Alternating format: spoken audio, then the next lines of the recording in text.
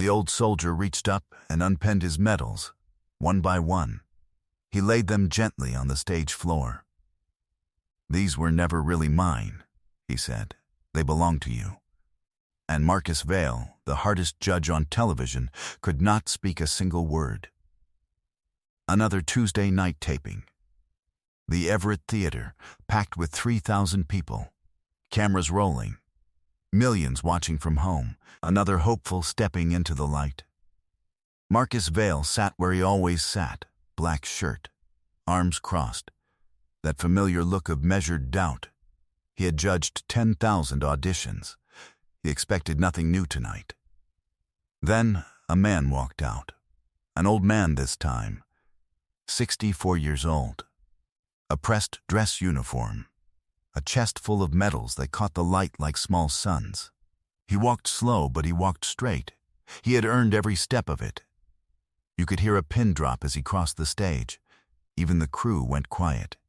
He reached the center of the stage and came to a stop. He didn't smile. He didn't wave. He just stood there, steady as a wall, and waited. Dwayne Brooks walked over. "What's your name, sir?" "Walter," the man said. "Walter Hayes, and I see the uniform, Walter. You served?" 40 years, Walter said. "On and off. United States Army." The whole theater rose into applause. Walter gave a short, humble nod and waited for it to pass. He looked almost uncomfortable with all of it. "What are you going to do for us tonight?" Dwayne asked. "Two things," Walter said. "I came to sing one song." He paused. "And I came to give something back, something I've owed for 40 years. "And who are you here for?" Dwayne asked. Walter's eyes drifted to the judge's table. "For the man who saved my life," he said. "A long time ago. Long before I ever saved anyone else's."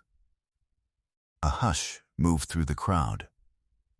Marcus finally looked up from his notes. "He probably doesn't even remember me," Walter said quietly. "But I've spent 40 years trying to find him." The theater went still. Marcus felt something cold move through his chest. He didn't know why. Not yet. Walter took a slow breath. 40 years ago, I was done," he said. "I don't mean tired. I mean done. I had nothing left. No money. No family that wanted me. No reason to keep going." He looked out at the silent room. It was the coldest night of my life. I was sitting in a bus station with no ticket and no plan. And I had decided that was where it would end. A murmur ran through the crowd. "Then a young man sat down next to me," Walter said. "He had nothing either. You could see it on him. But he took off his own coat. And he put it around my shoulders." Walter's voice held steady. "He bought me a hot meal with the last dollars he had. He didn't ask me a single question. He didn't want anything from me. He just sat with me all night long. And near morning, he looked me dead in the eye and said 7 words I have never once forgotten." Walter paused. "You're not done. Nobody's done till they quit." The room was silent. Then Walter reached up and began to unpin the medals from his chest. One by one, he laid them on the stage floor. There were a lot of them. Each one clicked softly against the wood. The room watched in total silence. "I earned these over 40 years, he said, "but I was only alive to earn them because of one stranger on one cold night." He looked straight at Marcus Vale. "It was you," he said. "It was always you." Marcus Vale said nothing. He couldn't.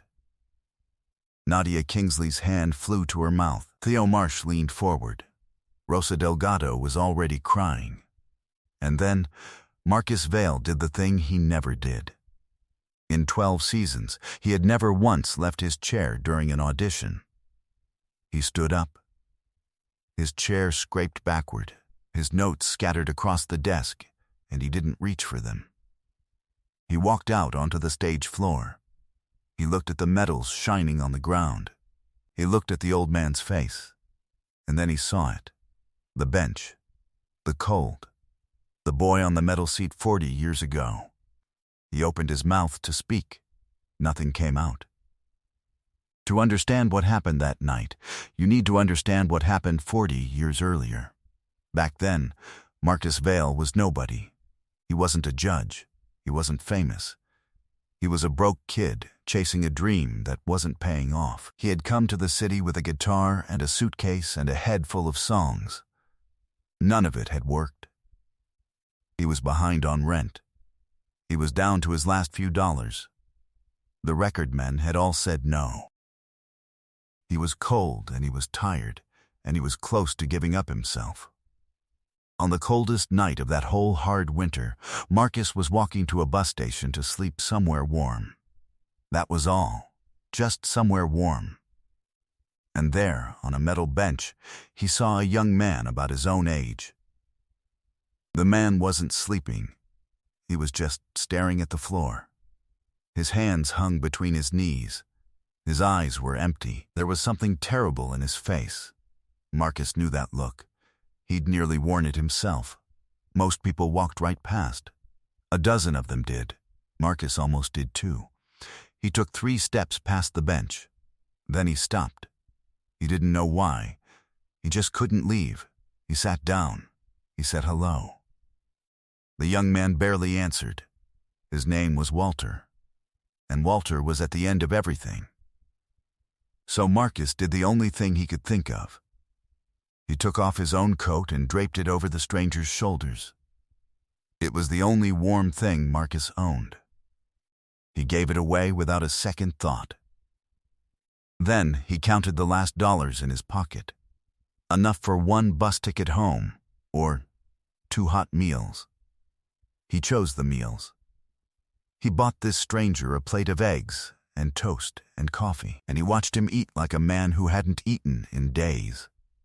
And then Marcus stayed. All night. He didn't leave.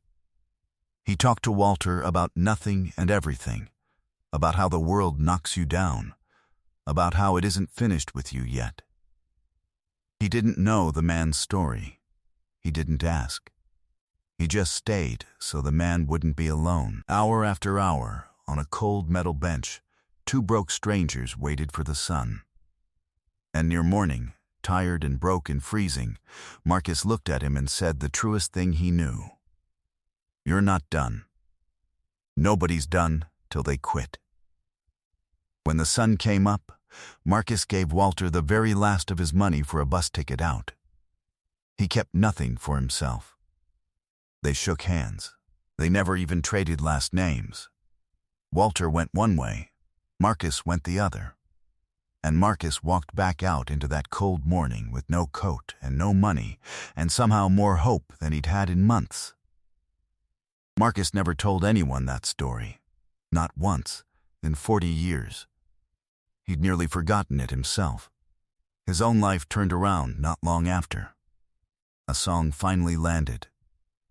Then another. The years carried him up and up, past the cold flats, past the empty pockets, all the way to a golden chair on the biggest stage in the country. And somewhere along the way, that freezing night became just a thing that happened once. A young man on a bench. A borrowed coat. A face he could no longer picture.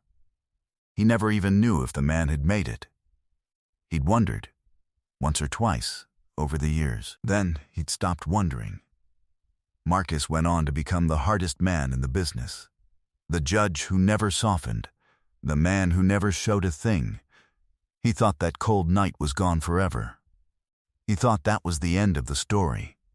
He thought that was the end of the story. Until tonight. Because Walter Hayes never forgot. Not one detail. He kept that coat for the rest of his life. He wore it until it fell apart, and then he kept the pieces. He got on that bus a different man than the one who'd sat down on the bench. He didn't quit. He enlisted instead. He found something to live for. He became a soldier, and then a good one, and then a great one. Over 40 years, Walter Hayes pulled other men out of the fire. He carried the wounded on his back. He ran toward the danger when everyone else ran from it. He went back for the ones who got left behind. He earned medal after medal for a bravery he swore he only had because a stranger once refused to let him quit. And all those years, he looked for that stranger. He described him to anyone who'd listen. A broke kid with a guitar and a coat and 7 perfect words. He never found him. Until one ordinary night, an old man turned on his television. And there, in a black shirt, in a golden chair, was a face grown older but unmistakable. Walter Hayes sat straight up. After 40 years, he had found him. So he pressed his uniform. He polished every medal. He came to say thank you the only way big enough. On the biggest stage in the country. In front of the whole world, Marcus Vail stood in the middle of the stage, staring at the medals gleaming on the floor. The tough judge. The man who never cried. And the tears were pouring down his face now, in front of 3,000 people and millions more at home. I was nobody, Marcus finally managed. His voice broke apart. I had nothing to give you. You gave me everything, Walter said. You gave me the next 40 years. Marcus knelt down, but he didn't pick up the medals for himself. He gathered them up gently. He stood, and he began to pin them back onto Walter's chest. One by one, slow and careful, right where they belonged. His hands were shaking the whole time. These are yours, Marcus said. You earned every single one. I just kept you warm for one night. You did more than that, Walter said softly. Then the old soldier reached into a worn canvas bag at his side. He drew out something folded and faded. He held it a moment, like it was precious. It was a coat. The coat, 40 years old, patched and thin, held together by love alone. I kept it all this time, Walter said. I believe it's yours. Marcus took it in both hands and pressed it to his chest and wept like a child. The two men embraced in the center of the stage. Neither one let go. The theater came apart. 3,000 people rose to their feet at once. Many of them were saluting. Some pressed hands to their hearts. Nadia was sobbing into her hands. Theo wiped his face with both palms. Rosa pressed a hand to her heart. Share this story and subscribe so one stranger's kindness is never forgotten. Then Marcus stepped back and steadied himself. You said you came to sing, he whispered. So sing, Walter, please. Walter Hayes turned to face the crowd. He was not a trained singer. He was just an old soldier with a weathered voice. But he began to sing. It was an old hymn, the same one he'd been humming on that bench 40 years ago. The one his mother taught him when he was small. It was the song of a man who had made it home against all odds. His voice was rough and cracked and worn. It shook on the high notes. It didn't matter. It was the most beautiful thing anyone in that room had ever heard. The notes were not perfect. They were better than perfect. They were true. 3,000 people stood in silence and let an old man's gratitude fill the air. And Marcus Vail stood beside him, holding a 40-year-old coat, weeping for the broke kid he used to be. When the last note faded, no one breathed. No one moved. Then the whole room erupted. Then Marcus reached across the judge's table. He pressed the golden button. Without a single word, gold streamed down from the ceiling and settled on the old soldier's shoulders like snow. Walter looked up at it and laughed, and then he cried too. 40 years of searching, and it ended in gold. The next morning the video was everywhere. It went around the whole world in a day. Millions of people wept at a bus station story they'd never heard. But Marcus Vail never once made it about himself. When reporters asked, he only said the same thing. I gave a man a coat. He gave the world a hero. I got the better end of that deal.